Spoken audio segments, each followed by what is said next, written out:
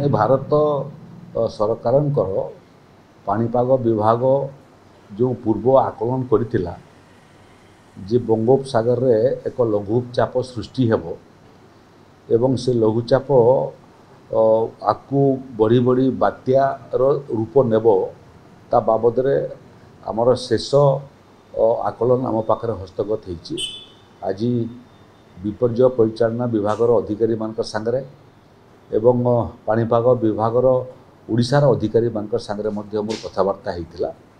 ଯେଉଁଟା ପୂର୍ବ ଅନୁମାନ କରାହେଇଥିଲା ବଙ୍ଗୋପସାଗରରେ ସେ ଲଘୁଚାପ ସୃଷ୍ଟି ହେଇ ସାରିଲାଣି ଏବଂ ଧୀରେ ଧୀରେ ସେଟା ଘନୀଭୂତ ହେଉଛି ଏବଂ ଘନୀଭୂତ ହେଲା ପରେ ଆଜିଠାରୁ ଇଏ ଲଘୁଚାପ ବଙ୍ଗୋପସାଗରର ପଶ୍ଚିମ ଉତ୍ତର ଏବଂ ପଶ୍ଚିମ ମୁହାଁ ହେଇକରି ଆହୁରି ଘନୀଭୂତ ଆଗକୁ ହେବ ଏବଂ ଆଗକୁ ଏଇଟା ଏକ ଡିପ୍ ଡିପ୍ରେସନରେ ମଧ୍ୟ ରୂପାନ୍ତରିତ ହେବାର ପୂର୍ବ ଅନୁମାନ କରାଯାଇଛି ଏବଂ ଦକ୍ଷିଣ ପଶ୍ଚିମ ମୁହାଁ ହୋଇକରି ଏଇଟା ୱେଷ୍ଟ ସେଣ୍ଟ୍ରାଲ ବେ ଅଫ୍ ବେଙ୍ଗଲ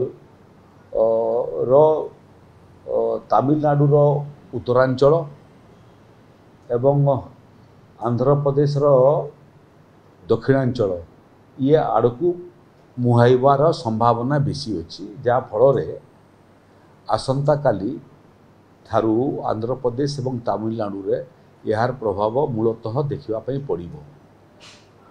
ଯେହେତୁ ଆନ୍ଧ୍ରପ୍ରଦେଶ ଏବଂ ତାମିଲନାଡୁରେ ବଙ୍ଗୋପସାଗରରେ ଏଇ ଲଘୁଚାପ ଆକୁ ବାତ୍ୟାର ରୂପ ନେବ ଏବଂ ପ୍ରବଳ ବର୍ଷା ଆନ୍ଧ୍ରପ୍ରଦେଶ ଏବଂ ତାମିଲନାଡୁରେ ହେବ ଏବଂ ପବନ ମଧ୍ୟ ବହିବ, ତାର ପ୍ରତିଫଳନ ମଧ୍ୟ ଓଡ଼ିଶାରେ ହେବାର ସମ୍ଭାବନା ଅଛି।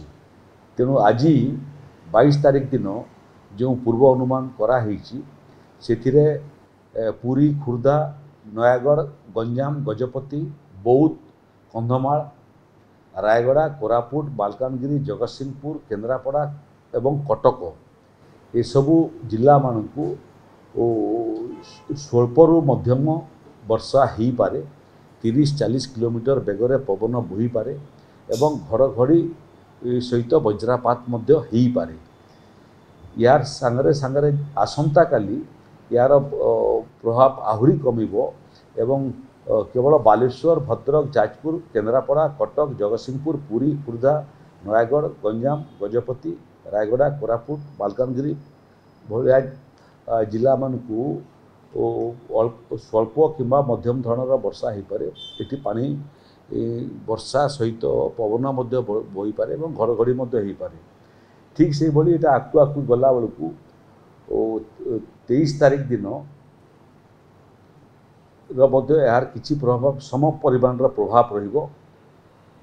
24 ତାରିଖରୁ 25 ତାରିଖ ପର୍ଯ୍ୟନ୍ତ ମଧ୍ୟ ଏସବୁ ଜିଲ୍ଲାମାନଙ୍କୁ କିଛି କିଛି ପ୍ରଭାବ ଏହାର ପଡ଼ିବ, ଯାହାଫଳରେ କେବଳ ବୃଷ୍ଟିପାତ ହେବ, ଅଳ୍ପ ହେଇପାରେ, ମଧ୍ୟମ ହେଇପାରେ, ପବନ କିନ୍ତୁ 30-40 କିଲୋମିଟର ବେଗରେ ବହିବାର ସମ୍ଭାବନା ଅଛି। ଘଡ଼ଘଡ଼ି ମାରିବା ସହିତ କିଛି ଅଞ୍ଚଳରେ ବଜ୍ରପାତ ମଧ୍ୟ ହେଇପାରେ।